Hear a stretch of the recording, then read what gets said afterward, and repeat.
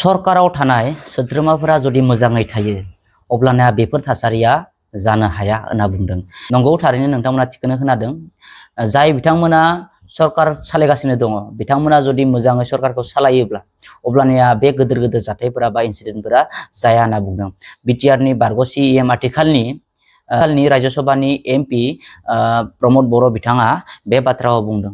नंगौ जे जाय बिथांमोना जुदि सरकार सालायगासिनो दङ नङा होमबा, बिथांमोना जुदि सरकारखौ दिनै मोजाङै जुदि सामलायोब्ला अब्लाना बेबायदि जिथु बे 7 मासाव गिदिर गिदिर इन्सिडेन्टफोरा जाबाय नङा होमबा।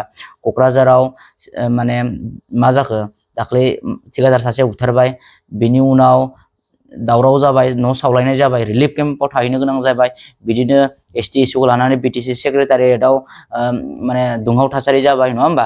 बिनि उनाव फैयै नै दाख्लै जि रुनिखाता ओनसोलाव बिटिसिनि जि फरेस्ट डिपार्टमेन्ट, बे फरेस्ट डिपार्टमेन्टखौ जाय बिथांमोना गाग्लोबफैबाय नङा होमबा, जिथु असान्ति परिबेस जाबाय। तो जाय बिथांमोना दिनै सरकाराव दङ, पावाराव दङ, बिथांमोना जुदि मोजाङै जुदि बे बिटिसिखौ सामलायनायमोनब्ला अब्लाना बेबायदि थासारिफोरा बा बेबायदि जाथायफोरा जायामोन नङा होमबा।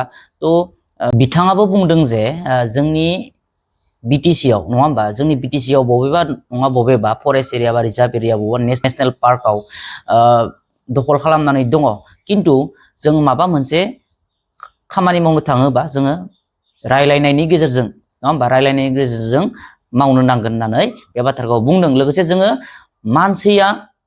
मानसिनि थाखाय होनना बुंदों नङा होमबा। बिथाङा मा स्टेटमेन्ट होदों, मिडियानि सिगाङाव मा फोरमायदों, आं नोंथांमोननो देखायना लानोसै। तो नोंथांमोना नापाय, कारण 5 বছৰ ময়ো চৰকাৰত আছিলোঁ আৰু তাত হয় বড়োলেণ্ডত বিভিন্ন অঞ্চলবিলাকত ক'তবা ফৰেষ্টত ক'তবা বিল খালবিলাকত বেআইনীভাৱে বহি থকা মানুহ আছে, নাই নহয়, কিন্তু তৰিকাটো নিয়মটো তেনেকুৱা নহয়। আপুনি কিবা এটা কাম কৰাৰ আগতে আলোচনা বিলোচনাৰ মাজতে কৰিব লাগিব। বিশ্বখনত সবচে প্ৰায়ৰিটিত আমি মানুহে মানুহক চাব লাগিব। আমাৰ ভূপেন দাই সেইকাৰণে গীত গাই গৈছে, মানুহে মানুহৰ বাবে, মানৱতাৰ গীত গাই গৈছে। গতিকে প্ৰথম মানুহক চাব লাগিব, প্ৰাকৃতিও বাচাই ৰাখিব লাগিব, জীৱ জন্তুও বাচি থাকিব লাগিব।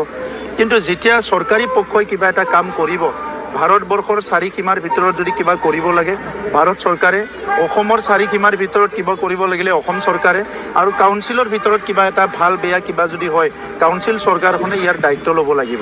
গতিকে